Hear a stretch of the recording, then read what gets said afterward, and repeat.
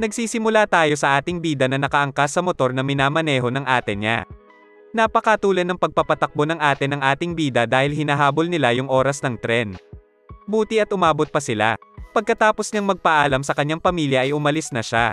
Matapos ang mahabang biyahe ay nakarating na ang tren. Nandito na siya sa Tokyo. Nandito siya para kumuha ng pagsusulit sa number 1 na bakery sa Japan, ang Pantasia. Pumasok siya at nagpakilalang si Azuma Kazuma pero dahil late siya ay binigyan agad siya ng 5-point deduction. Pinag-usapan agad siya ng mga tao at hinuhusgahan. Ipinaliwanag ng examiner na lahat sila ay may 10 puntos. Kapag naubos ang puntos nila ay tanggal na sila at dapat umuwi na. Nagulat dito si Kazuma. Hindi siya nawalan ng loob at tila'y may kakaiba sa mga kamay niya at napansin agad ito ng isang babae. Nagpakilala ang examiner bilang si Ryo Kuroyanagi at ipinaliwanag niya na sa 35 na nandito ay isa lang ang matatanggap sa main store ng Pantasia. Ganado ang ating bida pero napansin ng babae na mukhang na kay Kazuma ang tinatawag na solar hands. Pero yung katabi niya ay sinabihan siya na masyadong relax.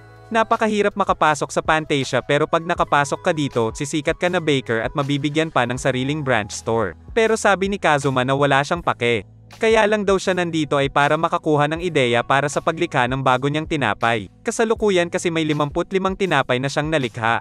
Pero dahil maingay sila ay sinaway sila ni Kuroyanagi at nagpanggap yung lalaki na magkakilala sila ni Kazuma. Ang pangalan ng lalaking ito ay Kawachi Kyosuke. Pero may napansin siya na kakaiba sa kamay ni Azuma. Pero nagsimula na si Kuroyanagi na husgahan ang mga mag-e-exam. Pinukpok niya ang 3 lalaki sa ulo at binigyan ng -10.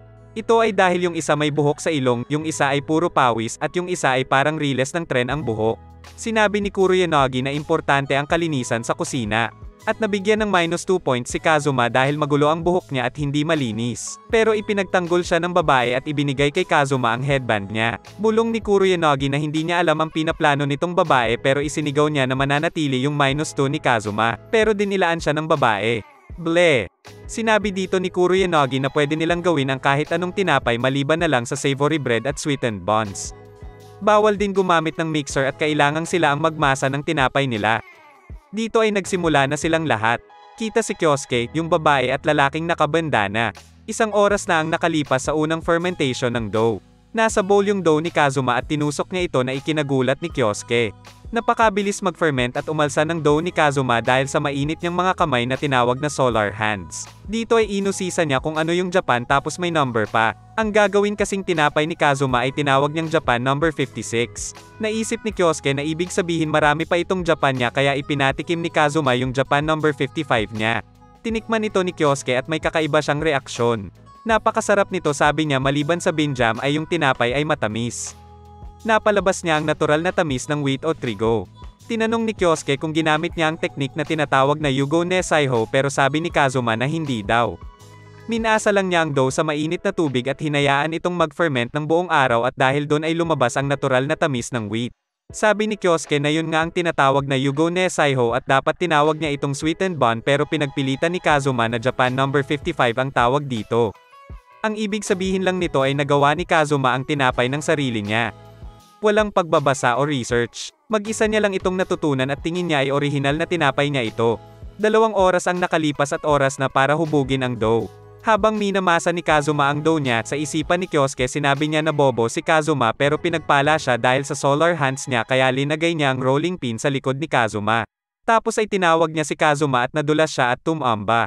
Nagpanggap si Kyosuke na kunwari tutulong kay Kazuma pero tinapakan niya yung dough ni Kazuma at humingi ng tawad na kunwari hindi sinasadya. Sinabi ni Kazuma na okay lang at pinatawad si Kyosuke pero nasa alanganin na siya dahil 1 oras na lang ang natitira niya. Isinuko na niya ang Japan number 56 at humingi siya ng yogurt. Nagtaka itong si Kyosuke kung bakit humingi si Kazuma ng yogurt. Naglilibot si Kuroyanagi at napansin niya yung babae na gumagawa ng French bread. Sabi ni Kuroyanagi na ang pangalan ng babae ay Azusegoe Tsukino at sobrang manilang ito sigurado para kay Tsukino. Makikita si Bandana Boy na gamit ang kanyang katana. Ito ang ginamit niya para gumawa ng hiwa sa kanyang tinapay. Napansin siya ni Kuroyanagi. Ang tinapay na ginagawa niya ay Rogan broth at ang pangalan niya ay Suwabarekai. Natanong ni Kuroyanagi sa isipan niya kung mayroon ditong lalitaw na mas magaling pa kay Kai. Napansin din niya si Kyosuke at Kazuma dahil kakaiba ang tinapay nila. Nakita niya na may dumpling si Kazuma at linagay sa gitna ng dough. Napansin din ito ni Kyosuke at naisip niya na baka tinawag ni Kazuma na Japan yung tinapay niya ay tulad ito ng watawat ng Japan. Sunod ay inilagay na ito ni Kazuma sa oven at sinabing 30 minuto ang kakailanganin niya para dito. Di mapakali si Kyosuke at curious siya sa tinapay ni Kazuma. Siya na ang nagbukas kasi 30 minuto na ang lumipas. Pagsilip niya wala itong laman. Tinanong ni Kyosuke si Kazuma kung nanloloko lang siya. Pero may tumunog na tilay na laglag. Pagtingin niya ay may Mount Fuji na nalaglag. Parang snow yung tuktok at brown yung gilid parang sa bundok. Hinanap niya kung ano nangyari sa dumpling pero pagsilip niya sa oven ay nakita niyang nakadikit ito sa taas. Medyo nalilito siya. Tinawag ni Kazuma ang tinapay na Japan No. 16.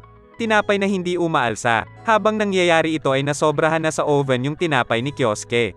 At time's up, sinimulan na agad ni Kuroyanagi ang pagkilatis. Binigyan agad niya ng deduction ang mga tinapay. -10 kay number 1, -10 kay number 2, -6 kay number 3, -8 kay number 4. Nagprotesta yung mga binigyan niya ng deduction at kinwestiyon kung paano niya nahusgahan ang tinapay na hindi tinitikman. Sinabi ni Kuroyanagi na hindi niya kailangan tikman para malaman na hindi masarap ang tinapay niya. Pero pinagpilitan niya na hindi dapat siya -10 tulad ni number 1 dahil higit namang mas maganda yung tinapay niya kay number 1. Sinabi ni Kuroyanagi na ang mataas na kalidad na tinapay ay dapat elastic. Dapat bumabalik sa dating hugis kahit pindutin mo. Pinindot niya ang tinapay ni number 2 at lumubog lang ito.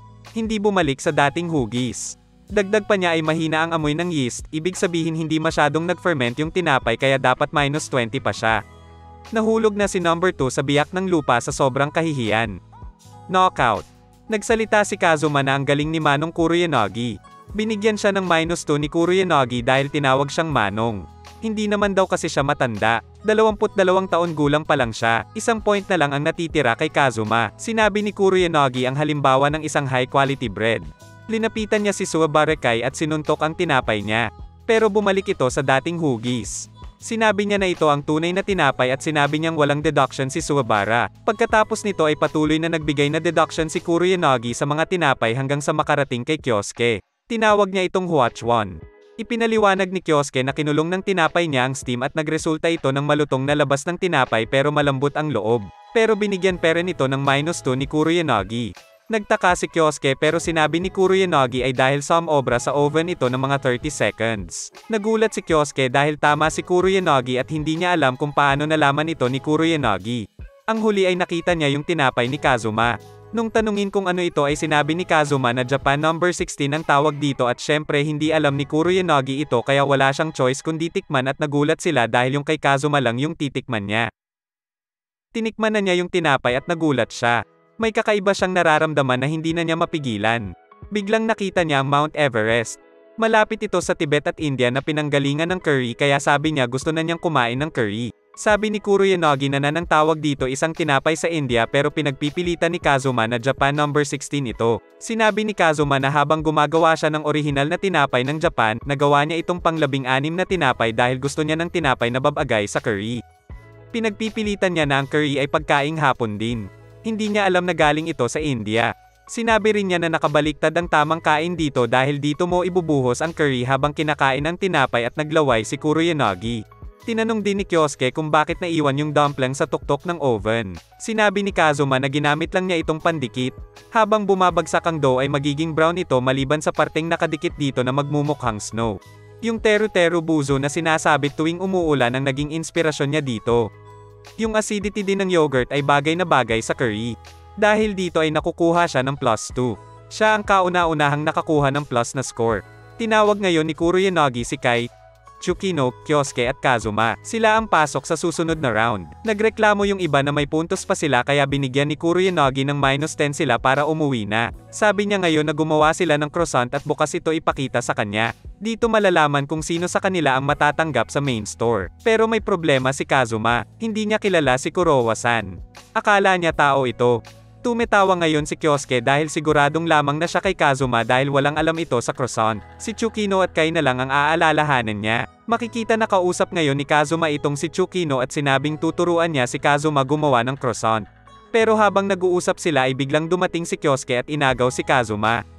Pagkatapos ay ipinakita niya si Kai na nasa magazine kay Kazuma. Si Kai pala ay isang high-rank na batang baker sa isang first-class na kompetisyon at nanalo siya dito. At ang tema ng kompetisyon ay croissant. Kaya inaya niya si Kazuma na magtulungan sila pero tumanggi si Kazuma dahil tingin niya karuwagan ito. Pero nagmakaawa si Kyosuke dahil sa kanya umaasa ang mga kapatid at pamilya niya. Kapag hindi siya natanggap ay mawawalan sila ng matitirahan. Namatay ang mga magulang niya sa sunog kaya kailangan niya ang pera. Pero mukhang nagalit si Kazuma sa pagsisinungaling ni Kyosuke. Ay, lumuluha pala siya at nauto si Kazuma. Pumayag na siyang makipagtulungan. Dito ay nagsimula na sila. Inalis ni Kazuma ang dough sa bowl at minasa niya. Napansin din ni Kyosuke na umalsa agad ang tinapay salamat sa solar hands ni Kazuma. Sunod ay ginawang flat ito at lalagyan ng butter sa gitna. Sabi ni Kazuma na katulad ito ng kanyang Japan number 43. Paglagay ng butter ay e-flat ito gamit ang rolling pin at totepiin ng 2 beses. Tupiin ng 3 at i-flat uli. Magkakaroon ng 54 layers. Sabi ni Kazuma na masyadong maunti ang layers pero sabi ni Kyosuke na hindi pwedeng madami ang layers dahil masusunog ito lalo pa at may asukal ito. Tinupi niya muli ito at may 108 layers na. Ito ang standard croissant. Pero ang gusto ni Kazuma ay 324 layers. Nagulat si Kyosuke kasi masusunog iyon. Binulong niya ngayon kung anong dapat gawin. Kaya tinupi muli ito para magkaroon ng 324 layers pero pumasok si Tsukino at booking na sila. Labag kasi sa patakaran na magtulungan sila. Nagmakaawa siya na wag isumbong pero sinabi ni Tsukino na wag silang mag-alala pero biglang lumabas si Kazuma at isinama si Tsukino sa di malamang dahilan. Sinabi ngayon ni Kyosuke na dahil sa tinapay na ito ay siya na ang mananalo at matatanggap sa main store. Hihiwain na lang niya ito ng isosceles triangle at roll at gawa na ang croissant. Pagkuha niya ng isang layer nito ay sobrang nipis. Posible lang ito dahil sa solar hands ni Kazuma. Tumawa siya dahil tingin niya sigurado na ang panalo niya. Dumating ang kinabukasan at ipapakita na nila yung nagawa nila. Kumpiyansang-kumpiyansa si Kai Suebara habang yung kay Kyosuke ay sunog. Nanghihina na ang loob ni Kyosuke. Pinagtatawanan siya ni Kai at isa daw kasi siyang baguhan. Kagabi nung sunog na yung croissant, ang sabi pa ni Kazuma na dapat mas sunugin pa ito tapos gamitin yung kutsara pagkatapos. Pero duda itong si Kyosuke sa sinabi ni Kazuma. Dito ay lumitaw na si Tsukino kasama ang isang matanda. Ito si Azu Segoe Sadano ang may-ari ng Fantasia at dito niya napagtanto na si Tsukino pala ay apo niya. Sa isip ni Kyosuke ay ito siguro ang dahilan kung bakit wala na si Kazuma. Alam na niya siguro na si Tsukino ay parte ng Fantasia kaya para hindi mapahiya sa pandaraya nila ay umalis para ang mapahiya lang ay si Kyosuke. Yun din ang iniisip niyang dahilan kung bakit sunog yung croissant. Sobrang dismayado itong si Kuroyanagi dahil kakailanganin niyang kainin ang isang sunog na tinapay. Pero nung titikman na niya ay pinigilan siya ni Kyosuke. Hinampas niya ito ng kutsara at nabiyak ang croissant. May lumabas sa loob. Di makapaniwala si Kuroyanagi sa ganda ng croissant sa loob ng sunog na tinapay. Tinikman niya ito, biglang makikita siya na isa ng astronaut parang si Neil Armstrong. Ang tindi ng reaksyon. Pagkatapos ay binilang niya ang layers sa loob at napansin niya na mahigit 300 layers ito. Ito pala ang ginawa para hindi masunog lahat. Dinamihan ang layers dahil alam naman nila na madaling masunog ito dahil sa asukal. Sinabi ni Kyosuke na 324 layers minus 10. Isasakripisyo ang 10 layers at ito ang magkukulob ng masarap na lasa sa loob ng tinapay. Dahil dyan nakatanggap ng plus 6 points si Kyosuke. May 8 points siya plus 6, ito'y 14 points. Lamang na siya kay Kai Suebara na 10 points lang. Lumapit si Kai at tinikman ang tinapay. Napakurba siya paatras na parang crescent moon. Dito ay sinabi niyang tinatanggap niya ang pagkatalo. Mas masarap ang tinapay ni Kyosuke. Nagsalita si Sadano Azu Segoe at sinabing kukunin na niya si Kyosuke sa main store.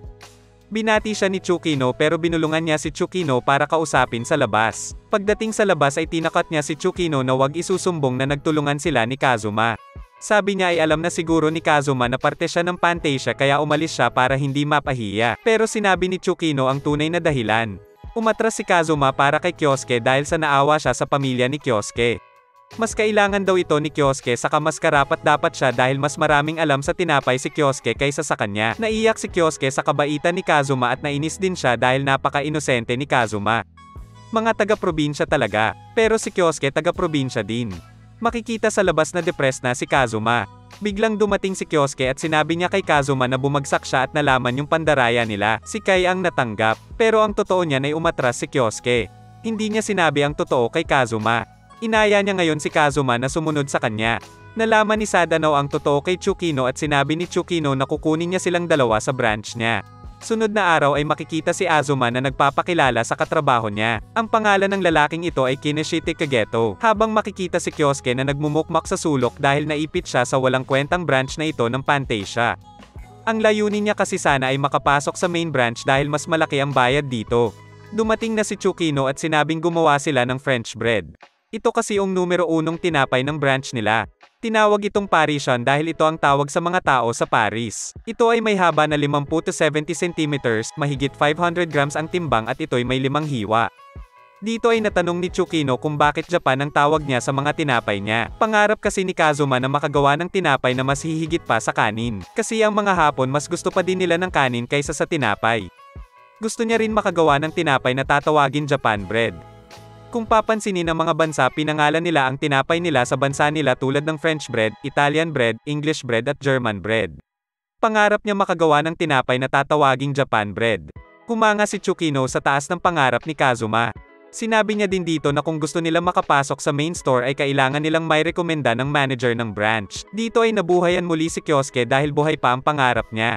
Kailangan lang niyang mapa-impress ang manager sa kanya at makakapasok na siya sa main store. Nagsimula na silang gumawa ng French bread kaso sabi ni Kazuma na masyadong mabigat yung dough kaya binuhusan ito ng tubig ni Tsukino pero hinigop lang ng dough lahat ng tubig.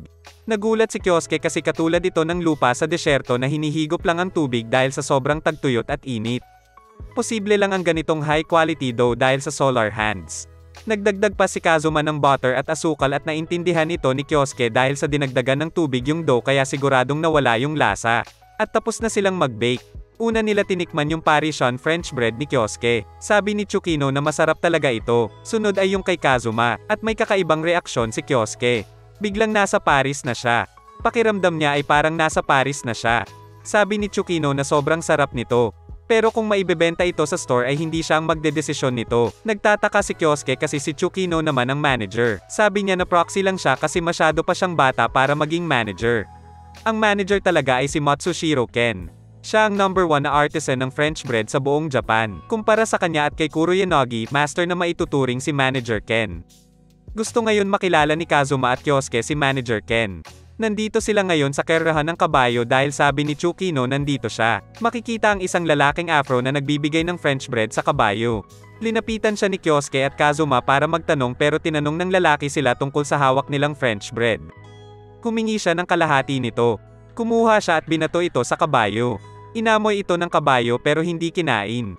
Sinabihan niya na mamamatay tao si Kazuma dahil sa tinapay niya. Di maintindihan ni Kazuma ang sinabi ng afro na lalaki at sinabing hindi naman talaga kumakain ng tinapay ang kabayo. Kinuha niya yung sarili niyang French bread at binato ito sa kabayo. Inamoy ito at kinain ng kabayo. Sinabi ng lalaki na hindi lang carrots at damo ang kinakain ng kabayo. Mahilig din sila sa wheat o trigo. Pero kailangan kontrolin lang ang diet nila dahil di sila pwedeng masobrahan. Sabi din ng kabayo na hindi daw masarap ang tinapay nila at hindi pwedeng ibenta sa Southern Tokyo branch ng Pantasia. Nagulat si Kazuma na kabayo ang manager. Sinabi ni Kyosuke na engot si Kazuma ang manager ay yung lalaking afro. Tinawag niya silang dalawa at sinabing gumawa sila ng masarap na tinapay. Sabi rin niya na ang mga baker ay dapat malikhain. Dapat hindi sila tumigil sa paggawa ng bagong tinapay. Dapat laging nag-iisip ang mga baker. Kung hindi ay wala na silang pinagkaiba sa isang sushi robot na paulit-ulit lang ang ginagawang sushi. Sabi niya na bibigyan niya uli sila ng pagkakataon pero kapag pangit na tinapay uli ang ibibigay nila ay tanggal na sila sa trabaho. Pagbalik sa store ay tinikman nila ang French bread ni Manager Ken. Sinabi ni Kyosuke na sobrang sarap nito at ito ang revolusyon sa industriya ng tinapay. Pero nagtataka si Kyosuke kung anong kaibahan nito sa tinapay ni Kazuma dahil magkasing sarap sila saka bakit kailangang gumawa ng tinapay para sa kabayo. Sabi ni Tsukino na maselan ang kabayo sa food additives tulad ng gatas at butter at marami ang noligay na butter ni Kazuma. Katwiran ni Kyosuke na mga taong Hapon ang customer nila at hindi kabayo. Sinabi ni Tsukino na ito'y dahil sa inaalala ni manager ang allergy. Kwento niya ay nagkaroon ng allergic reaction ang nakababatang kapatid na babae ni Manager Ken. Habang gumagawa si Manager Ken ng tinapay sa main store ay pumunta ang kapatid niya at tinikman ang tinapay na ginawa niya. Pero bigla na lang siyang tumamba. Habang nasa hospital ay sinabi ng doktor na ito pala ay anaphylactic shock dahil sa dairy products, gatas at itlog. Buti nadala agad yung kapatid niya sa hospital. Kundi ay baka mas masama pa ang nangyari sa kanya. Okay na ang kapatid niya at paminsan-minsan ay pumupunta sa store nila para bilihin yung French bread ni Manager Ken. Ngayon ay naintindi na ni Kyosuke yung masarap na tinapay na sinabi ni manager. Dapat masarap at healthy ito. Nakikinig pala si manager. Si Kazuma naman ay umiiyak dahil akala niya namatay yung kapatid ni Manager Ken. Lumabas na si manager at sinabi ni Kyosuke na gagawin niya yung tinapay na healthy na kahit kabayo ay kakainin. Si Kazuma naman ay tumawag sa bahay nila at pinag-iingat sila sa Arabian Oil Shock. Hindi niya kasi narinig ng maayos. Una hindi na gets ng ate niya pero naintindihan din niya sa huli na ang sinasabi ni Kazuma ay anaphylactic shock. Sinabi din niya na walang dapat ipag-alala dahil ang iniinom nila ay yung gatas ni Hanako. Pero dahil dito ay nagkaroon ng ideya si Kazuma at nakiusap siya na dalhan siya ng gatas ni Hanako. Kahit malayo ay pumayag ang ate niya dahil gagawin niya ang lahat para sa kapatid niya. Naghanda nang umalis ang kapatid niya. Si Kyosuke ay nagre-research naman tungkol sa allergy. Si Kazuma ay ginagawa ang pwede niyang gawin habang inaantay yung gatas ni Hanako pero uminom lang pala siya ng soft drinks. Sinabihan niya itong si Kazuma dahil kapag hindi niya inayos ay matatanggal siya sa trabaho. Si Kyosuke ay mukhang nakuha na at ginaya niya ang tinapay ni Manager Ken. Habang si Kazuma ay nasa labas lang ng store. Paubos na ang oras niya. At dumating na ang ate ni Kazuma. Ito na yung gatas ni Hanako. Nagsimula na si Kazuma. Kinabukasan ay dumating na si Kyosuke para iabot ang tinapay niya kay manager. Sabi niya na ginawa ito na isinasaalang-alang ang allergy kaya walang dairy product ito tulad ng gatas at butter. Kawachi style French bread. Sa isipan ni Kyosuke ay puper-in siya ni manager at matutupad na ang pangarap niyang makapasok sa main store. Dumating na si Kazuma kasama ang ate niya. Sinabi niya na natagalan siya dahil gumawa siya ng butter. Ginamit niya yung bote ng soft drinks at doon niya ginawa yung butter. Pero pinaalalahanan siya ni Kyosuke na hindi siya dapat gumamit ng butter. Sabi niya na ang nagdudulot ng allergy sa gatas ay ang alpha S1 casein nito. Gawa din sa gatas ang butter kaya maa-allergy pa din ang kakain nito. Depensa ni Kazuma na oo, sa gatas nga gawa ang butter pero mula naman ito sa kambing. Tinawag niya itong Japan No. 24 France Japan. Pero gumamit pa din siya ng gatas katwiran ni Kyosuke. Pinutol niya ang tinapay niya at binigay kay manager. Sinabi niya na linagyan niya ito ng oats tulad ng linagay ni manager sa tinapay niya at ito ang nagpapabango dito. Mayaman din ang oats sa vitamin C, beta-carotene at calcium at higit sa lahat gustong-gusto ito ng kabayo. Nasarapan yung kabayo. Kumanga si Manager Ken. Sunod naman ay yung kay Kazuma. Kumuha si Kyosuke at ibinato ito sa kabayo. Dinilaan ito ng kabayo pero tinapakan lang ito. Nagulat si Kazuma dahil nakalimutan niya yung kabayo. At nagdiwang si Kyosuke. Pero sinabi ni Kyosuke na hindi kumpleto yung tinapay niya dahil walang gatas at butter ito. Hindi niya magagawa yung tinapay na gustong-gusto ng mga Hapon. Yung malambot sa loob. Sabi ni Manager Ken na ang sikreto para makamit ito ay ang natural yeast. Ang gamit niya ay Hatsuga Genmai yeast. Ang tawag na dito ay Oat Hatsuga Genmai Kubo French bread habang nakahubad na siya. Reference ito ng Fist of the North Star. Pero pagtingin ni Kyosuke ay nakadamit naman si manager. Nag-hallucinate ata siya. Reference ito kay Kenshiro kasi pagkatapos niyang punitin ang damit niya ay babalik din agad ito sa susunod na laban. Tinanong niya kung ano ang kaibahan ng Hatsuga Genmai yeast sa natural yeast na nakukuha niya sa apple, raisin, rice o sa sour strain. At napunta sa ibang mundo si Kyosuke. Sabi ni manager na ang Hatsuga Genmai yeast ang dahilan kung bakit malambot ang tinapay niya. At nag-ki-attack si manager. Nasa baking anime pa ba tayo? Fist of the North Star na ata ito. Paliwanag ni manager na ang Hatsuga Genmai ay isang brown rice na possible pa lang. Kumpara sa normal na brown rice ay mas malambot ito at matamis kaya high quality na yeast ito. May gamma-aminobutyric acid ito para pababain ang blood pressure. May fiber para sa constipation at kontra sa colon cancer. May antioxidant na pumipigil sa pamumuo ng sobrang oxygen. Pero di muli ito sa Fist of the North Star na mamatay ka dahil hindi ka makahinga. Panghuli ay may potassium, zinc at calcium ito. Pero din ang atake kung saan mamatay ka dahil sa pleasure o sarap. O maewa mo, Hatsuga Suru. Nani, hindi Shindeiro kasi hindi niya pinatay si Kyosuke. Pinasibol niya ito at naging palay. Habang lumalangoy si Kyosuke ay nag-hallucinate na naman pala siya. Pero humanga siya kay Manager Ken dahil nagawa niyang makakuha ng ganitong klaseng natural yeast pero sa tingin niya ay na-impress na niya ang manager di tulad ni Kazuma. Tinanong ni manager si Kazuma kung bakit siya gumamit ng butter.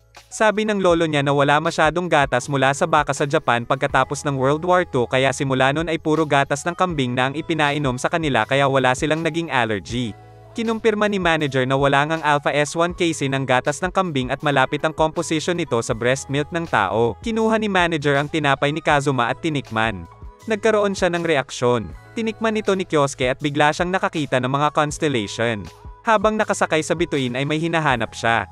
At nahanap na niya. Ito ang Capricorn. Sinabi niyang masarap ang tinapay habang ginagaya ang kambing. Di akalain ni Kyosuke na ganitong kasarap ang gatas ng kambing.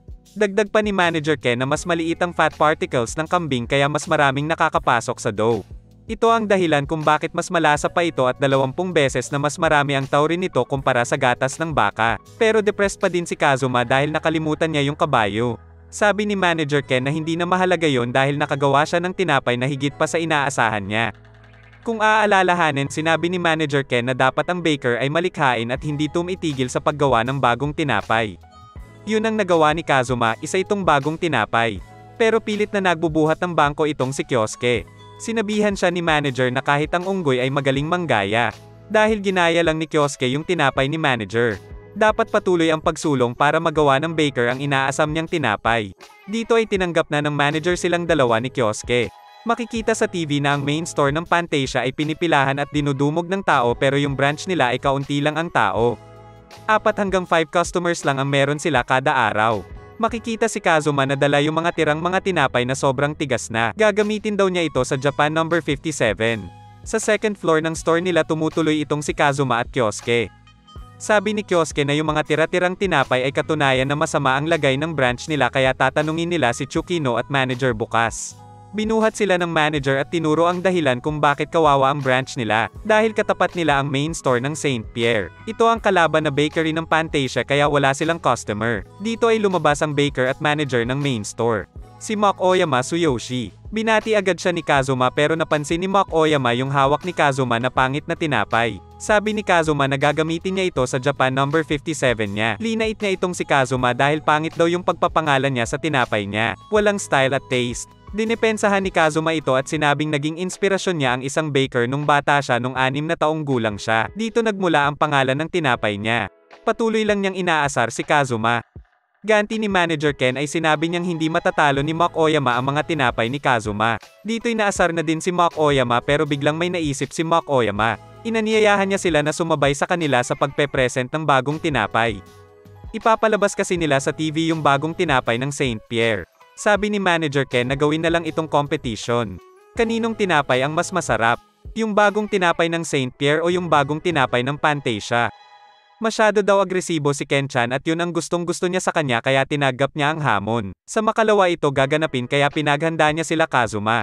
Pagbalik sa loob ng store ay nag-aalala si Tsukino dahil nakataya dito ang reputasyon ng buong Fantasia. Sabi ni manager na wag sasabihin ito sa main store pero may isa silang problema. Magaling na artisan pala itong si Mach Oyama at tinaguri ang Diyos ng sweetened buns. Tingin niya ay hindi sila mananalo. Kapag natalo sila ay masisira ang kanilang store at nag-alala si Kazuma at Kyosuke dito. Si Mach Oyama ay abalang naghahanda. Yung beauty treatment niya, nail salon, hair stylist at ang pinaka-importante ay ang high-grade sugar. Linagay niya ito sa kanyang dough at minasa niya. Pero nag-aalala yung empleyado niya dahil sobrang daming asukal ang linagay niya. Baka masunog yung tinapay niya dahil dito. Pagkatapos maluto ay sinubo agad niya ito sa maingay na empleyado at umilo siya sa sobrang sarap ng tinapay ni Mach Oyama. Sa store naman nila ay nagtataka si Kyosuke kung nasaan si Tsukino. Biglang dumating si Tsukino ng naka-uniform. Tinawag sila ni Tsukino para lumabas at nakita nila ang matinding marketing at PR ng Saint Pierre para sa competition nila. Nakarating ito sa main store at pinuntahan agad sila. Sinabi ni Kuroyanagi na tumabi sila at ang main store na ang bahala sa competition dahil nakasalalay ang pangalan ng Fantasia dito. Biglang may lumabas na ibon sa kotse. May lalaking nakamaskara ang lumabas. Ito si Meister Kirisaki. Mas malakas ang impluwensya ni Meister Kirisaki sa Fantasia kumpara sa lolo ni Tsukino. Siya ang general manager ng main store. Gusto makilala ng Meister si Kazuma. Pinigilan ni Manager Ken si Kuroyanagi sa pangenggalam. Pumasok si Meister Kirisaki at nakita niya si Kazuma na may linyuluto. Lumapit siya at nakita niya yung mga tira-tirang mga tinapay. Tinanong ni Meister kung ano yung linyuluto niya. Sinabi ni Kazuma na isa itong sauce. Natanong ni Meister kung anong presyo ng tinapay niya pero hindi pa masagot ni Kazuma yung tanong niya sa ngayon. Lumabas si Meister pero hindi niya pinigilan si Kazuma kaya ibig sabihin ay mukhang may tiwala siya kay Kazuma. Pinuri din niya si Kazuma habang kausap si Manager Ken. Tinanong niya kung magkano ang tinapay pero sinabi ni Manager na hindi niya ito kayang presyohan. At umalis na ang Meister nang nakangiti. Dito ay magsisimula na ang broadcast. Ipinakilala na si Mach Oyama ng Saint Pierre laban kay Kazuma ng Fantasia. Habang kausap ni Manager Ken si Tsukino at Kyosuke ay sinabi niyang may kapintasan ang tinapay ni Kazuma. Sila ang tatlong huradong magbibigay ng score sa tinapay nila Mach Oyama at Kazuma. Umpisa na kay Mach Oyama. Binigay na ang tinapay sa tatlong hurado. Napansin ng hurado na ang tawag dito ay Kawain Aman, isang butter cake sa French na puno ng butter at asukal. At tinikman na nila. Napasigaw sila sa sarap. Salt-free butter, rock salt at asukal ang ginamit ni Mach Oyama. Caramelized pa ang labas nito, pero kakaiba ang feeling o palaman sa loob nito, di nila maipaliwanag. Ibinunyag ni Mach Oyama na ang sikreto ng feeling ay isang puding na walang asukal. Sabi ng hurado na sobra perpekto ang paghahalo ng puding at tinapay nito dahil nagbabalanse yung tamis. Kasi kapag pareho matamis, masisira ang lasa. Tinawag ni Mach Oyama itong coin pudding aman. 10 points, 10 points at 10 points. Inasar niya ngayon si Kazuma dahil tingin niya ay imposibleng matalo siya dahil perfect score ang nakuha niya. Pinag-uusapan nila yung kapintasan sa tinapay ni Kazuma at tingin ni Kyosuke ay hindi na sila mananalo. Oras na ni Kazuma at may tatlong tinapay na magkakaiba ang hugis. Nagtataka ngayon ang mga tao. Tinikman na ito ng mga hurado. Bigla silang napunta sa gitna ng theater. Silang tatlo ay biglang nagkabuki. Nabanggit nila ang kabuki age. Ang kabuki yage ay isang deep-fried na rice cracker. Pero ang ginawa ni Kazuma ay deep-fried na mga tinapay. Nagulat si Tsukino at Kyosuke. Sobrang nasarapan sila sa sweet sake at soy sauce coating nito. Tinawag ni Kazuma na kabuki yage bread ito. Japan number 57. Ginamit niya yung mga tirang tinapay nila at linagyan ng special sauce at pinirito. Nagulat ang mga hurado na napakalambot pa din ng tinapay kahit tira lang ito. Sinabi ni Kazuma na ilang araw tumatagal ang tinapay nila at yung panlabas lang ang tumitigas dahil yun lang ang nahahanginan. Kaya perpekto yung matigas na parte ng tinapay na ipirito. Ang ganda ng mga komento nila kay Kazuma. Sabi ni Kyosuke na wala naman palang kapintasan. Pero nagprotesta si Mach Oyama. Sinabi niya na mag-isip ng maayos ang mga tao. Hindi katanggap-tanggap na ang ibibigay sa customer ay tirang tinapay lang. Malaking insulto ito sa mga customer. Ito ang kinakatakutan ni manager. Sumang-ayon ang mga manonood. Pilit na ipinaglalaban ito ni Kazuma.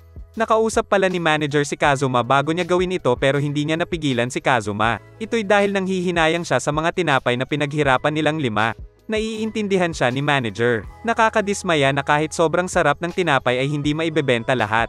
Ikinuwento niya ngayon ito kila Tsukino at Kyosuke kaya hindi daw niya napigilan si Kazuma. Iginigiit ni Kazuma na masarap ito. Yung gawa ni manager, Kageto, gawa niya, Kyosuke at Tsukino. Pero mas pabor ang mga hurado kay Mach Oyama. Nasa alanganin na sila pero biglang dumating si Mr. Kirisaki. Sinabi niya na kailangan din alamin kung magkano ito dahil yung pareho produkto ay ibebenta sa publiko. Nagulat ang mga hurado at nakilala ni Mach Oyama itong si Mr. Kirisaki. Bibihira lang magpakita sa publiko itong si Mr. Kirisaki kaya ikinakarangal ni Mach Oyama na nandito siya sa presensya ni Mr. Kirisaki. Sumang-ayon ang mga hurado kaya inalam na nila ang presyo ng tinapay ni Mach Oyama. Nag-isip ng mabuti si Mach Oyama dahil mukhang may pinaplano si Mr. Kakaiba ang ingredients ng kawain pudding aman. Ang pudding ay gawa sa itlog ng Gifu Jadori. High grade ang sugar. Ang standard na presyo ng kawain aman ay 150 yen hanggang 160 yen. Kaya ang presyo ng kawain pudding aman ay 190 yen lang. Dahil naisip niya na sigurado pamurahan ang balak ni Mr. Kirisaki. Tuwang-tuwa ang mga tao dahil murang-mura ito para sa isang sobrang sarap na tinapay. Kay Kazuma ay 0 yen.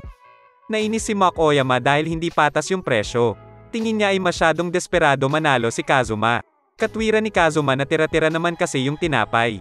Hindi kumbinsido ang mga manonood dahil tingin nila ay desperado lang si Kazuma kaya niya ginawa itong libre. Kaya tinawag agad ni Kirisaki itong si Manager Ken. Binigyan lang niya ng eye contact si Manager Ken. Naintindihan niya agad ito at tumayo siya at may inanunsyo. Sinabi niya na kahit ang tinapay nila ay kasing sarap ng sa main store ay hindi sila napapansin. Kaya itong 0 yen na tinapay nila ay promo nila para matikman ng lahat ng tao ang masasarap na tinapay nila. Bukas ay available na ang tinapay na ito. Pinayuko din niya silang tatlo.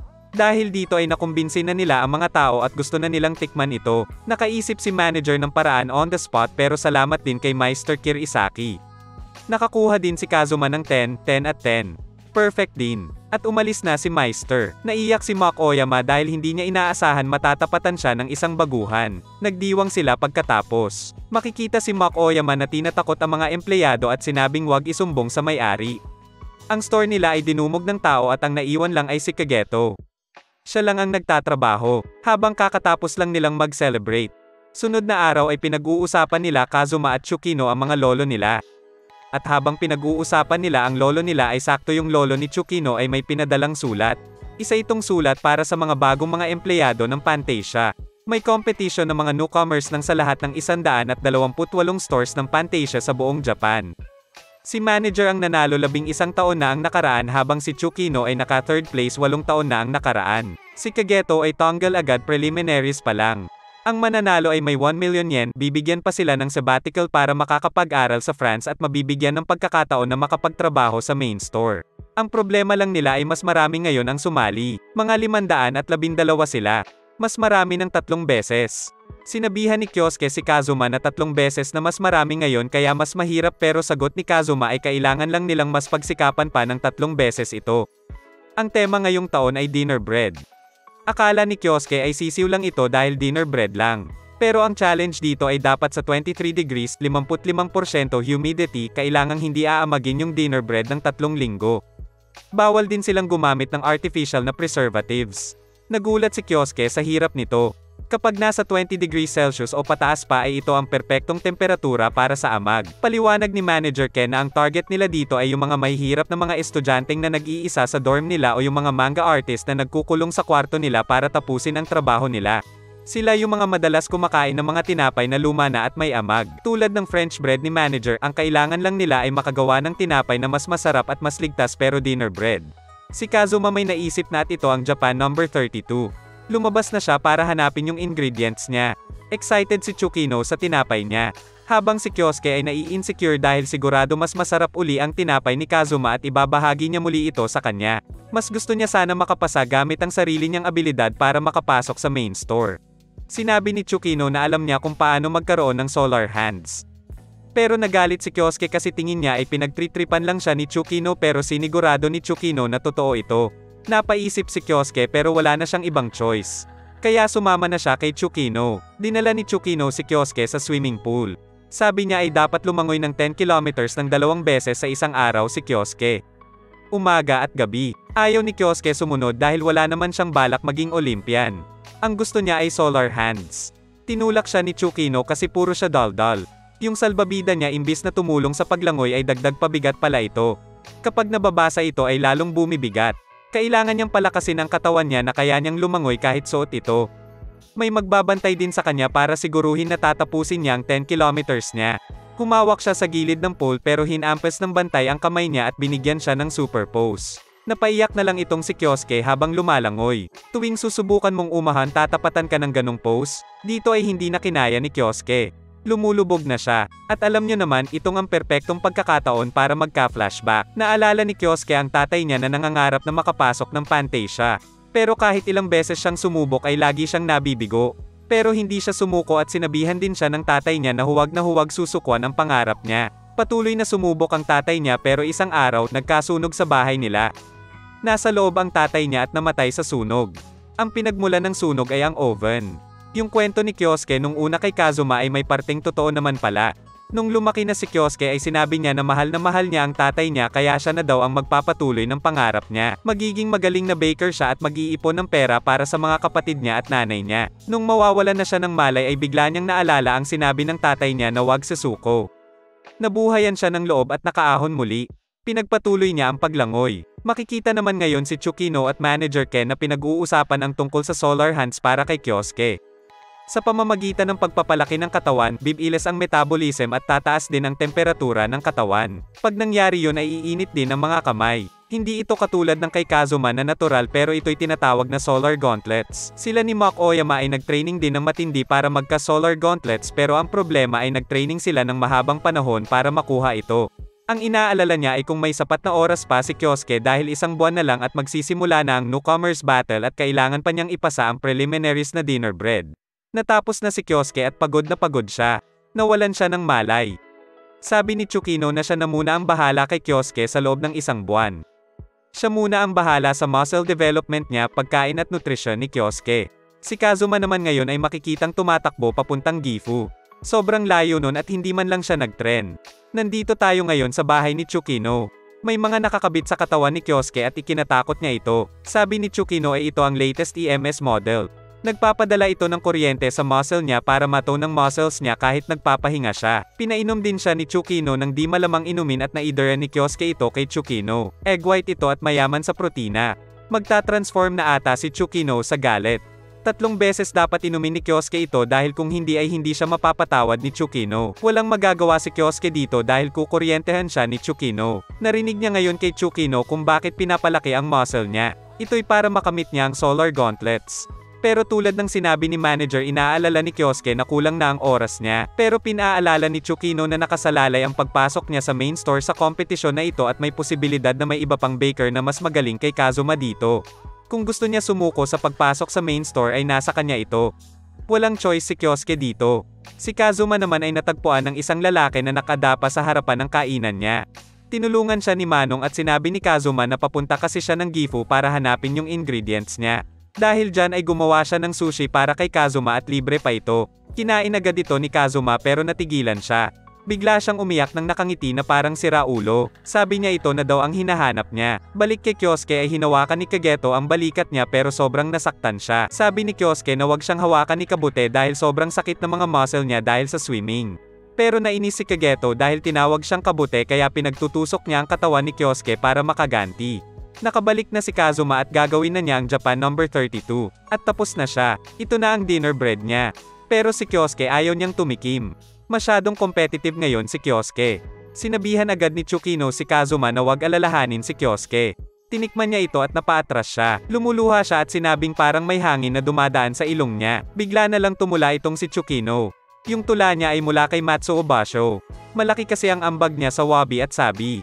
Ang wabi at sabi kasi ay isang filosofiya na naniniwalang may kagandahan sa hindi perpektong mga bagay. Habang naiiyak siya ngayon ay masaya naman daw siya. Dito nai-connect ang wasabi. Wabi at sabi wasabi. Naikwento niya na nakuha niya ito sa isang manong sa Miura nung kinain niya ang sushi niya. Pero ulong itong si Kageto na pwede naman makabili nito sa supermarket dito sa kanila. Napalayo pa si Kazuma. Nandito pala si manager at sinabi niya na may antimicrobial properties ang wasabi na nakakapigil sa bakterya kaya mapipigil din ang amag. Bagay din ito sa tinapay. Katunayan niyan ay ginagawa na din ito nung unang panahon ng mga taga-kanluran. Perpekto ito. Si Kyosuke ay nagtatampo dahil hindi niya matapatan si Kazuma at wala pa siyang naiisip. Nawawalan na din siya ng lakas ng loob. Napansin agad ito ni manager at binuhusan siya ng sake niya. Nagalit si Kyosuke pero sinabi ni manager na linalunod lang niya si Kyosuke sa sake dahil isang siyang talunan at duwag. Yung binuhos na sake ni manager ay isang first class sake at nasayang lang sa ulo ng isang talunan.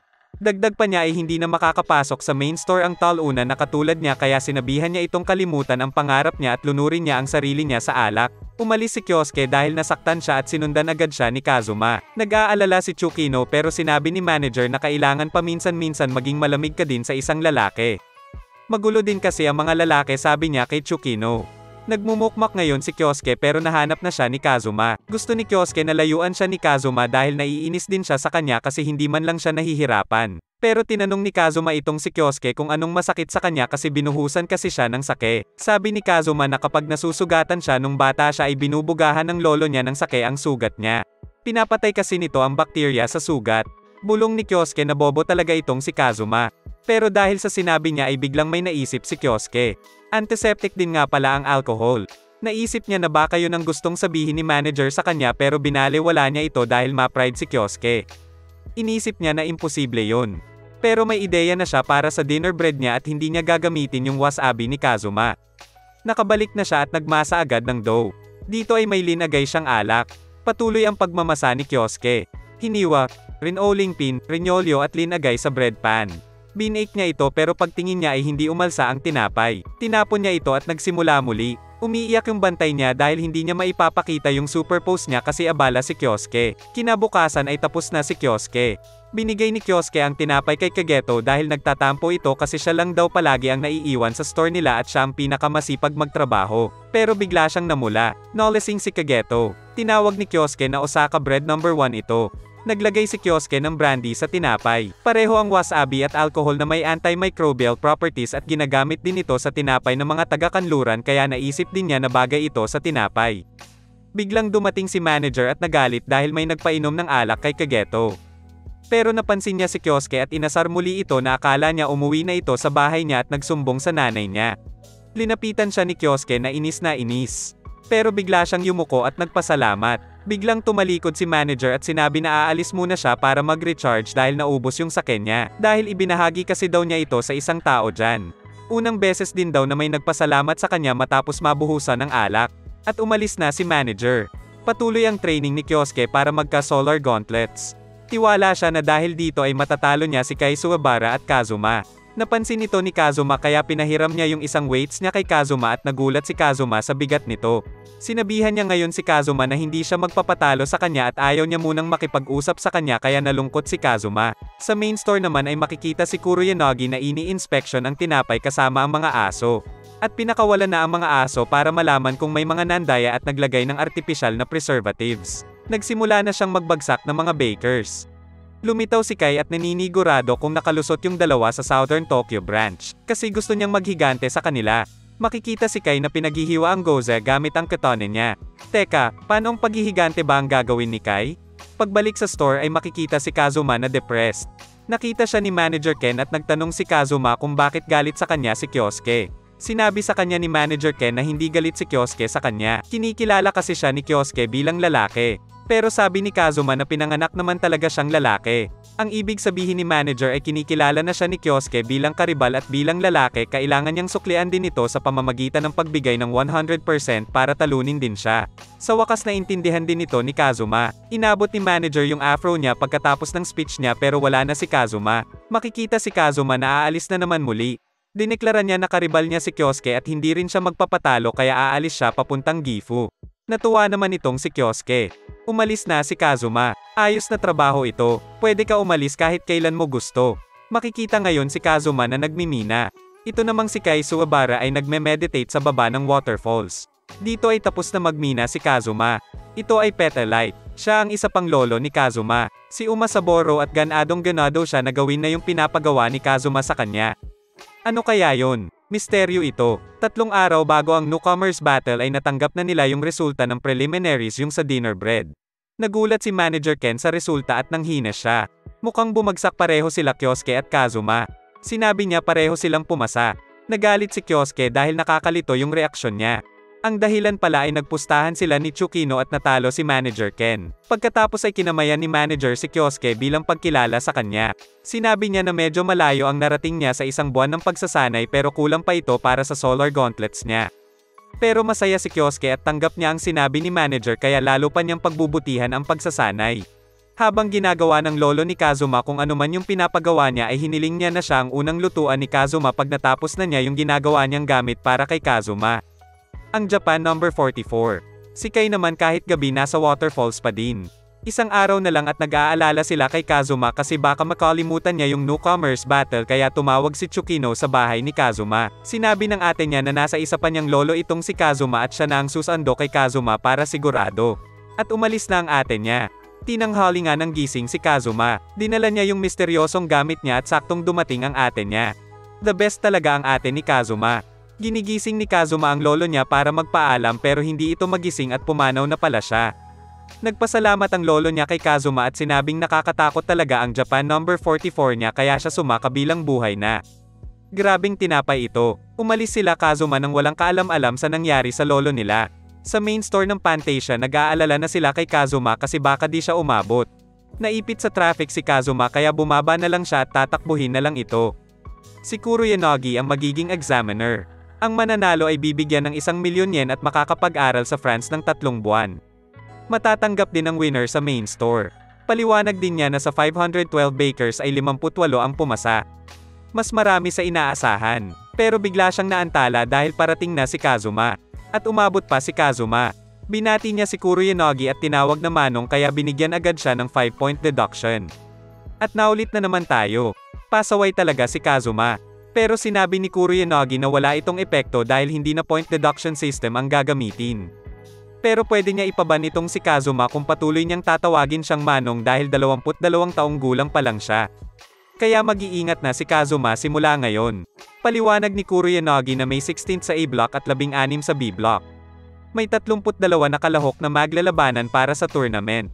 Ang problema ay 58 ang pumasa kaya magkakaroon muli ng preliminary para mabawasan pa sila at maging 32 na lang. Pero may 4 na dumating para magprotesta. Ang pangalan niya ay Umino Katsuo mula sa Aomori kasama ang 3 pang tao at sinabi niyang hindi nila tanggap yung hatol ni Kuroyanagi. Ang natanggap ng isa ay basura, yung isa ay kalbo naman. Inutusan ngayon ni Kuroyanagi ang mga tauhan na dalhin yung mga tinapay nila. Ito na yung mga tinapay at napakabaho nito. Nagulat si Umino sa nakita niya. Naalala ni Kuroyanagi ng mabuti itong si Umino Katsuo dahil sa tinapay nitong napakasama ang lasa. Gumamit siya ng vinegar na totoong makakatulong sa pagpapatagal ng tinapay pero hindi iniisip ang lasa. Pangalawa ay nung binake niya ito ay hindi niya tinakpan. Kung tinakpan niya ito ay dapat rectangle ito. Pero yung tinapay niya ay bundok-bundok yung tuktok kaya ibig sabihin hindi niya ito tinakpan kaya nabawasan ang vinegar solution sa loob ng dough. Dahil dito nabawasan din ang antimicrobial properties kaya inamag. Siya ang hari ng basura, sigaw ni Kuroyanagi. Sinabi niya na kaya din niyang ipaliwanag dun sa 3 kung bakit sila bumagsak kung gusto nila marinig. Pero nakiusap si Kazuma na baka pwedeng payagan sila na sumali sa preliminaries dahil nanggaling pa sila sa napakalayong lugar. Kitang-kita ang lakas ng loob nila at determinasyon. Pero matigas din talaga si Kuroyanagi at hindi pumayag kaya nagdugesa na itong si Umino at nagmakaawa. Pina-escort ni Kuroyanagi itong si Umino pero matigas din ang ulo niya. Nagbigay ngayon ng isang kondisyon si Kuroyanagi. Pag kinain nila yung inamag nilang tinapay bilang patunay ng lakas ng loob nila ay pag-iisipan niya ito. Si Umino lang ang lumapit at inamoy niya ang basurahan para hanapin ang tinapay niya. At nahanap na niya ang kanya. Napansin ni Manager Ken na malakas ang pangamoy nitong si Umino. Nagdesisyon na siyang kainin ito pero bigla siyang pinigilan ni Kazuma. Nakiusap muli si Kazuma na pagbigyan itong si Umino dahil napatunayan na niya ang determinasyon niya. Pero napakatigas pa din talaga nitong si Kuroyanagi. Biglang dumating at nagsalita si Meister Kirisaki at ikinagulat ito ni Kuroyanagi. Pero si Manager Ken lang pala ito. Sabi ni Kuroyanagi na hindi siya makikinig kay Manager Ken dahil tapos na sila 2 taon na ang nakakalipas. May nakaraan pala sila, pero nilapitan ni Manager Ken si Kuroyanagi at pinaalala na ang pinaka-importante sa baker ay puso. Napatunayan na nung bata ang puso niya at pinaalala niya din kay Kuroyanagi na ganyan din siya noon. Kita dito na nagmamakaawa itong si Kuroyanagi na maging estudyante ni Manager Ken. Pero ginagamit pala ito ni Manager para blackmailan si Kuroyanagi. Dahil dyan ay walang nagawa si Kuroyanagi dahil ayaw niyang lumabas ang kahihiyan niya. Pinayagan na niya si Umino Katsuo. Tinanong ni Umino si Kazuma kung bakit siya tinulungan. Kamukha kasi nung alagang baboy ni Kazuma itong si Umino kaya gusto-gusto niya siya. Inanunsyo na ni Kuroyanagi na ang magiging tema ng pangalawang preliminaries ay butter rolls. May 3 oras sila. Komento ng mga kalahok na hindi maganda yung napiling tinapay. Paliwanag ngayon ni Kuroyanagi na may 20,000 primary schools sa buong Japan at sa isang buwan ay nasasama sa tanghalian ng mga bata ang butter rolls. Nasa top 10 din ito sa pinakamabentang tinapay ng Fantasia kaya dapat sinasamba nila itong tinapay na ito. Biglang may dumating na lamesa na may mga butter mula letrang A hanggang letrang H. Pipili sila ng butter na gagamitin nila dito pero bawal itong tikman. Ang baker na hindi alam ang magandang kalidad ng butter nang hindi ito tinitikman ay walang karapatang makapasok sa main branch. Nagsimula na ang mga kalahok na kilatisin ang mga butter. Nandito ngayon si Kai Suwabara pero hindi siya kasali dahil automatic pasok na siya sa Final 32 dahil empleyado siya ng main branch. Hirap na hirap silang magdesisyon dahil mukhang pare-pareho naman yung mga butter. Pero biglang lumapit si Kazuma at pinili ang letrang C at sinabing bahala na. Hindi maganda ang reaksyon ni Kuroyanagi. Napaisip sila at tingin nila baka ito yung pinakamagandang butter. Dagdag pa niya ay sinabi ni Kazuma na bahala na para hindi siya kopyahin. Kilala nila si Kazuma dahil lumabas siya sa TV sa kompetisyon laban sa Saint Pierre at nakatabla sa pinakamagaling nilang baker. Dinumog ngayon ang letrang C dahil sa herd mentality. Bulong ni Kyosuke na nung sinabi ni Kazuma na bahala na ay totoo yun kasi ganun talaga si Kazuma at hindi nagsisinungaling. Nakita ngayon ni Kyosuke si Umino na inaamoy ang butter at nakapili na siya. Nagulat si Kyosuke. Komento din ni Kuroyanagi sa isipan niya na ito ang pinakamagandang butter sa mundo. Ang Eshirei. Sa France ginagamit din nila ang baboy at aso sa paghahanap ng mga truffles. Parang baboy nga talaga itong si Umino. Si Kyosuke naman ay hindi pa nakakapili. Pwede niyang gayahin itong si Umino pero napansin niya na natutunaw na ito. Halos lahat natutunaw na maliban sa letter G kaya pinili niya agad ito. Medyo humanga si Kuroyanagi dahil mababa ang water content ng butter na ito. Maganda ito dahil hindi ma-overpower ang lasa ng dough at hindi ito magiging malagkit. Hindi ito ang best butter sa buong mundo pero ito ang pinakabagay na butter para sa tinapay. Bilib na bilib si Kuroyanagi kay Kyosuke habang dismayado siya kay Kazuma. Basura yung napili ni Kazuma. Lahat ng pumili ng C ay siguradong babagsak. Napansin din ito ni Manager Ken at nasa alanganin na si Kazuma. Sabi ni Kuroyanagi na hanggang ngayon umaasa lang si Kazuma sa talento niya pero magiging leksyon sa kanya ito dahil kulang na kulang pa siya sa kaalaman na kailangan para maging baker. Pero nagulat siya dahil sabi ni Kazuma tapos na siya. Ang bilis matapos ni Kazuma. Kumpiyansa itong si Kazuma at may napansin si Manager Ken. Nagtataka si Kuroyanagi dahil 15 minuto ang tamang pag-bake sa butter rolls. Pero 3 minuto lang ito binake ni Kazuma.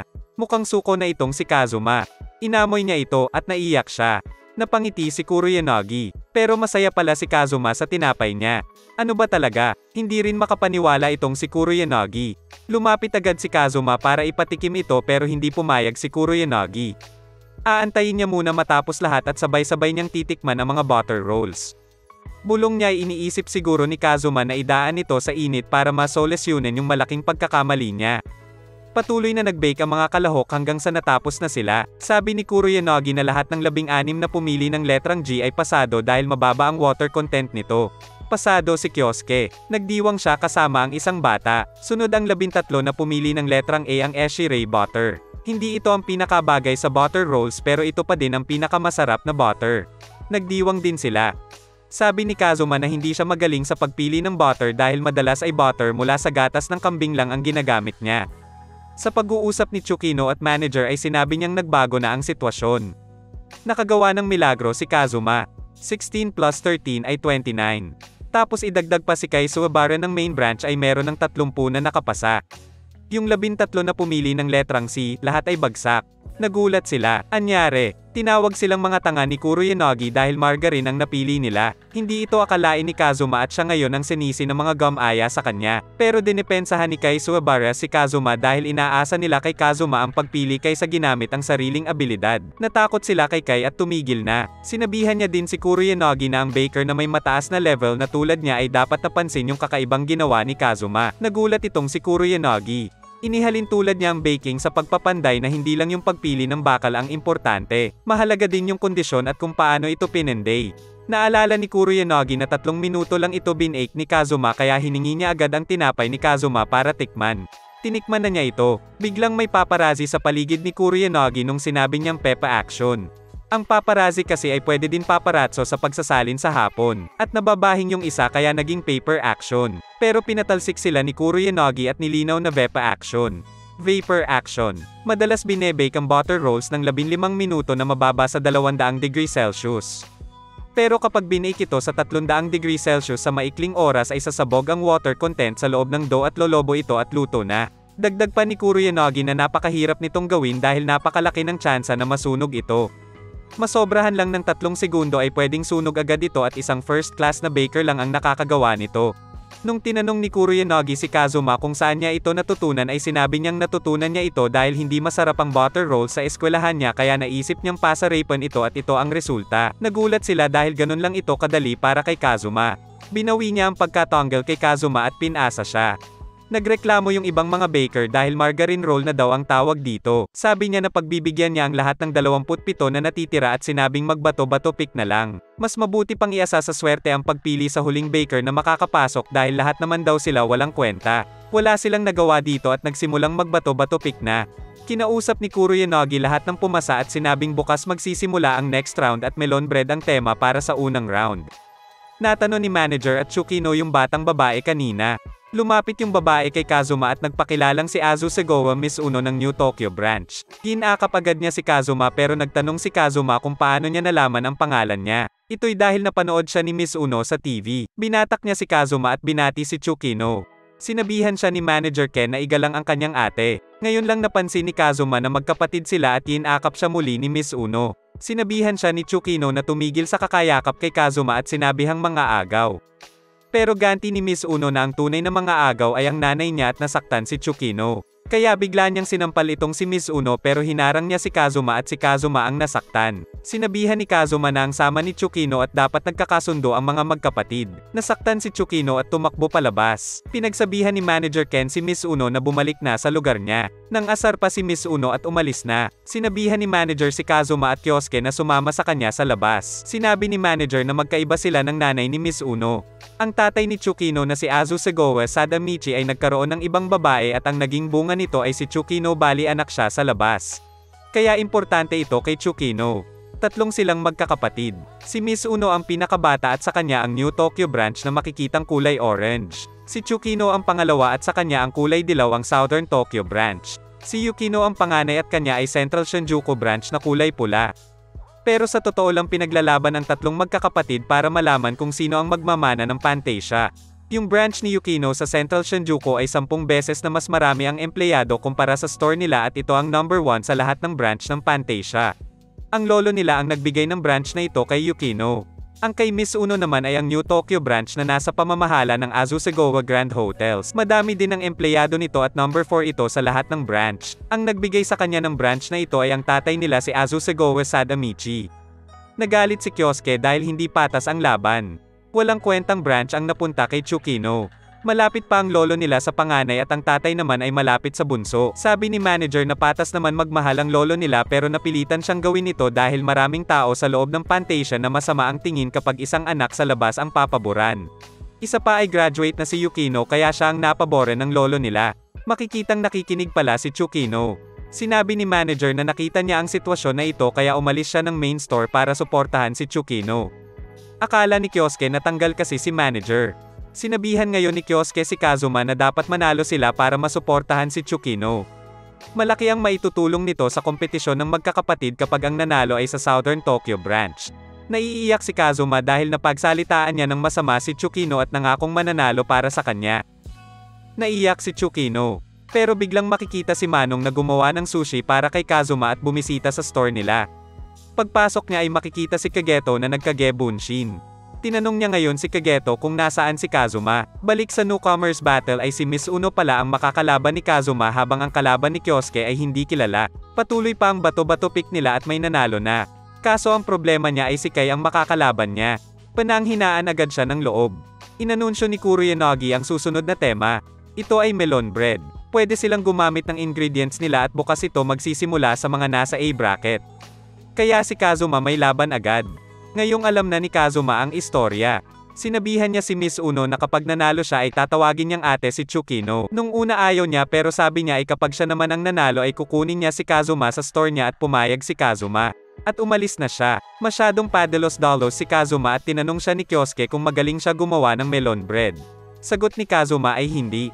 Lagot na si Tsukino. Natataranta na si Tsukino. Pero nasaktan si Kazuma kasi iniisip ni Tsukino na matatalo siya.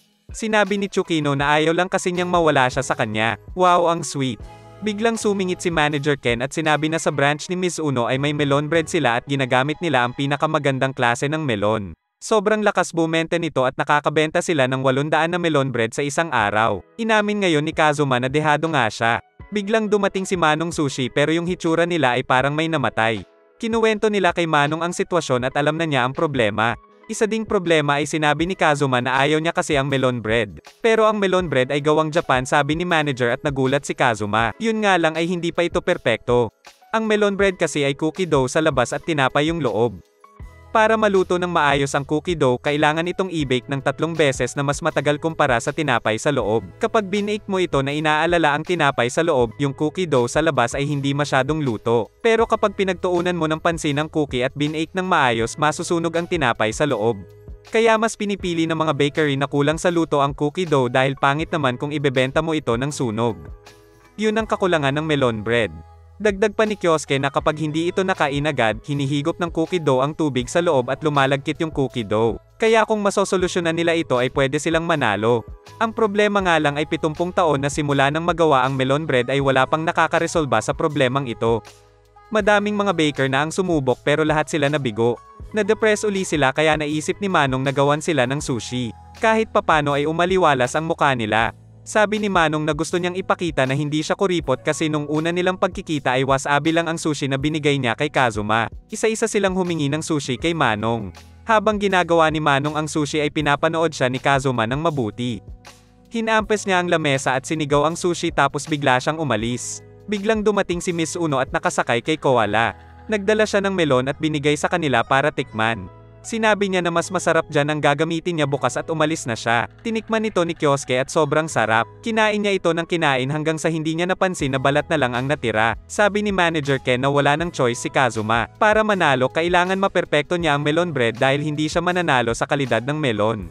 Biglang lumitaw si Kazuma at sinigaw na lumabas daw sila ni Tsukino. Umoo si Tsukino at nag-blush. Di mapakali si Tsukino pero bago niya matanong kung date ito ay sinabi ni Kazuma na wala kasi siyang pera kaya nagpasama siya kay Tsukino para tulungan siyang mamili. Ah, ganun ba? Hilaw ang tawa ni Tsukino. Medyo assuming. Sinabi ni Kazuma na Japan number 58 ang gagawin niya. Melon sushi bread. Hindi maintindihan ni Tsukino kung bakit sushi bread ang tawag dito. Nahanap ni Kazuma yung sangkap na hinahanap niya pero medyo duda si Tsukino kung okay lang na gamitin ito.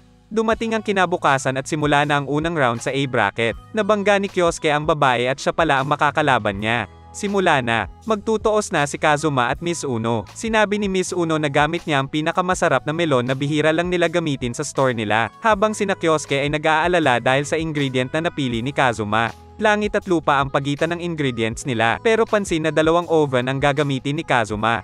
Iniisip ng mga tao na marami kasi ang ibabake niya. Linabes na niya ang sangkap niya. Teka, juice mula sa lata?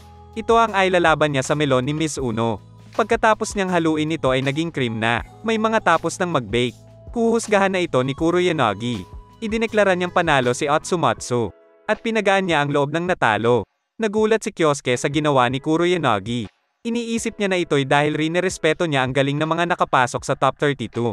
Pero ang binubulong pala ni Kuroyanagi ay basura. Paulit-ulit ito hanggang sa mag-overheat na siya. Biglang tinawag siya ni Kazuma na parang gumagawa ng sushi. Nagulat siya sa ginawa ni Kazuma. Ginawa na ni Kazuma ang melon bread. Kumuha siya ng cream na parang kumukuha ng wasabi, linagay sa tinapay at linagay ang cookie dough at tinawag na melon sushi bread. Japan number 58. Nagulat silang lahat sa ginawa niya. Napansin ni Kuroyanagi na hiwalay na niluto ni Kazuma ang cookie dough at ang tinapay. Tinikman na niya ito. Bigla siyang napakurba patros. Napapahiga na siya. Makikita dito na may melon na lumilipad na parang mga bala. Teka, nanonood ba ako ng Matrix? Iniiwasan niya yung mga melon na parang si Keanu Reeves at kumerba na siya na parang melon. Sinabi ni Kuroyanagi na perpekto na ang melon bread. Linuto ang cookie dough at ang tinapay ng magkahiwalay para magkaiba ang oras ng luto nila at pinagsama-sama na parang sushi. Dahil dyan si Kazuma ang nanalo. Di tanggap ni Miss Uno ang resulta dahil hindi pa niya ito tinitikman. Sinabi ni Kuroyanagi na natikman niya ng ilang beses ang melon bread ng New Tokyo branch. Katwiran ni Miss Uno na yung ginamit niyang melon ay mas marami ng 15% ang sugar at 15,000 yen ang isa nito.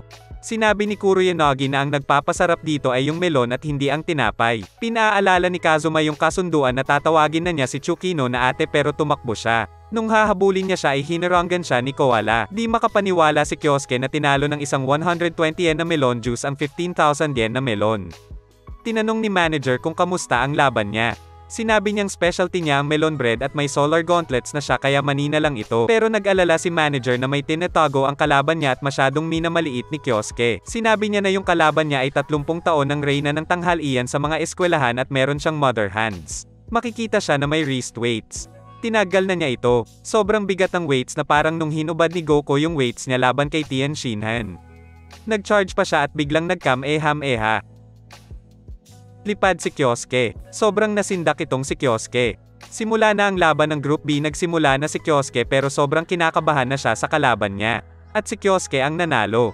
Ang ginamit ni Kyosuke ay crunchy pie kapalit ng cookie dough kaya hindi na kailangang alalahanin ang magkaibang oras sa baking di tulad ng kapag cookie dough ang ginawa. Pinuri siya ni Kuroyanagi dahil sobra tindi ng panalo. Kumbaga sa basketball, tambak ang kalaban. Nalilito si Kyosuke. Tinanong niya yung babae kung siya ang reyna ng tanghalian sa mga eskwelahan. Sinabi niya na hindi niya alam kung ano ang sinasabi niya. Kakalipat lang niya sa baking dahil iniwan niya yung dati niyang trabaho niya. Tinanong din ni Kyosuke yung mother hands niya at sinabi rin niya na wala siyang alam sa mga sinasabi niya. Nagalit si Kyosuke kay Manager Ken pero nangungulangot lang siya na parang si Gintoki. Sobrang natakot siya sa ginawa niya kaya napilitan siyang gamitin ang Super Sunrise Crush Melon Bread niya kapalit ng cookie dough. Sinabi ni manager na kaya niya ginawa yun ay dahil masyado niyang minaliit kasi ang kalaban niya dahil lang sa mahina ito at may solar gauntlets na siya. Hindi uubra ang ganyang ugali kapag ang kalaban niya ay yung malalakas na. Naintindihan ni Kyosuke ang punto ni manager pero pinipigilan ni manager yung tawa niya. Napansin ito ni Kazuma kaya tinakpan niya ang bibig nito habang pinipigilan ang tawa. Pinasalamatan pa siya ni Kyosuke kaya lalo pa siyang natawa. Biglang lumitaw si Miss Uno at tinawag na ate si Tsukino. Pero may iba pala siyang pakay. Sa third round kapag nagharap si Kazuma at Koala, gusto niya na yung matatalo ay aatras na sa labanan sa mana. Sinabi niya na pipirma siya sa kontrata para walang atrasan. Tinagap ito ni Tsukino at pumirma din siya. Bainalahan niya si Tsukino na kapag sa second round natalo si Kazuma kailangan umatras na ni Tsukino. At umalis na siya. Nung nagsasalita si Kyosuke ay narinig siya ng foreigner. Linapitan siya nito dahil sa kansay na punto ng salita niya. Linapitan din niya si Kazuma dahil napahanga siya sa kanya sa ginawa niya nung first round. Nagpakilala siyang si Spencer Henley Hoko. Siya si Hoko para mas maiksi. Sinabi niya na taga Nagoya Prefecture siya pero wala naman daw Nagoya na prefecture sabi ni Kyosuke. Pero pinagpipilitan pa din ito ni Shashihoko habang pinapalo ang ulo ni Kyosuke. Sinabi ni Kyosuke na madaling kalaban lang siya para kay Kazuma habang pinapalo ang ulo niya. Pati si Koala easy lang din. Kaya tumetawa na si Kyosuke na parang baliw habang hinahampas ang ulo niya. Kilala pala ni Miss Uno si Shashihoko. Siya'y Amerikanong nagtraining sa Italy. Nag-champion ito sa bread competition sa Amerika. Sinubukan niya kunin sa store niya si Shashihoko pero gustong-gusto lang talaga niya sa Nagoya. Pinatawag lahat ng nanalo sa unang round. Ang tema ng round 2 ay yakisoba bread. Pero ngayon ay hindi nila kailangan mag-bake. Sila ang magbibigay ng French roll sa mga kalahok. Ang pinakamasarap na yakisoba bread ay mabibigyan ng 100,000 yen. Sa makalawa magsisimula ang laban at una naman ang Group B. Natanong ni Kyosuke kung bakit yakisoba bread. Ito ay dahil over the counter lang ang Pantasia at gusto nila pasukin ang convenience stores para tumaas pa ang sales nila. Gusto nilang dagdagan pa ang tinapay na pwede ilagay sa convenience store tulad ng butter rolls at ngayon naman ay yakisoba bread. Kumukuha sila ng ideya sa newcomers battle. Si Kazuma ay makikitang malungkot. Ito'y dahil hindi pa siya nakakapagluto ng yakisoba. Puro tinapay lang ang ginagawa niya. Sabi ni Tsukino, paano na yan? Talo na tayo niyan at hindi na ako magiging tagapagmana dahil sa isang engot na katulad mo. Si manager pala yung nagsasalita at ginaya lang ang boses ni Tsukino. Sabi ni Manager Ken na hindi sila pwede matalo kaya sinabi niyang may pupuntahan sila. Sa isang Chinese na kainan ay makikita ang isang lalaking martial artist at grabe gumawa ng hand-pulled noodles. Pagdating nila ay sinugod sila ng lalaki. Pero gumanti ng sipa si Manager na parang si Kenshiro ng Fist of the North Star. Ganito lang pala sila magbatian. Pinag-uusapan nila yung mga tinapos nilang tao dati. Dahil dyan ay ninervyos si Kazuma. Pinakilala siya ni Manager Kila Kyosuke. Siya si Ryo Ryaman, tagapagmana ng isang grupo ng assassin, Ryuyuk Shinkan ang pangalan ng grupo. Nanghingi ng tulong si manager kay Ryo. Pero ang akala niya meron target na gustong ipatapos si manager. Tuturuan ni Ryo sila na magluto ng yakisoba. Grabe yung frying pan technique niya. Luto na ang yakisoba at mukhang masarap. Tinikman nila at matindi ang reaksyon ni Kyosuke. Naging noodle siya bigla. Sila naman ngayon. Kita si Kyosuke na hindi nahihirapan habang si Kazuma ay hirap na hirap. Ngayon lang nilang nakitang hirap na hirap si Kazuma. Madali lang ito kay Kyosuke dahil sanay siyang magluto ng pang-araw-araw na pagkain. At tapos na siya, habang si Kazuma ay hirap pa din. Magiging okay lang kaya si Kazuma? Kailangan niyang mag-improve dahil kung hindi ay tatapusin siya ni Ryo. Narinig ito ni Kazuma kaya sinabi niya pagbubutihan niya. Sabi ni Kyosuke walang dapat ipag-alala dahil foreigner naman kasi ang kalaban niya kaya hindi ito magaling. Nabanggit niya si Shashihoko at nagulat si Ryo. Spencer Henley Hoko. Kinuha niya ang libro at tinapal sa mukha ni Kyosuke. Sikat itong si Shashihoko at patok na patok ang yakisoba bread niya sa Nagoya branch. Dahil ito sa komi sauce at yung Cochin chicken na sikat sa Nagoya. Kuchinmi yakisoba bread ang tawag. Yung komi sauce ay mataas na kalidad na sauce ito at malakas ang lasa nito. Importante ang malakas na lasa kapag naglalagay ka ng palaman sa tinapay tulad na lang ng burger at hotdog. Syempre pati ang yakisoba. Sa Italy nagtraining si Shashihoko pero sa bandang huli ay Amerikano pa din siya. Alam naman natin na sikat sila sa burgers at hotdog kaya sa madaling salita siya ang pinakamatinding kalaban dahil specialty niya ang tema ng second round. Paano na si Kazuma? At dito nagtatapos ang recap. Please like and subscribe mga kapatid. Peace!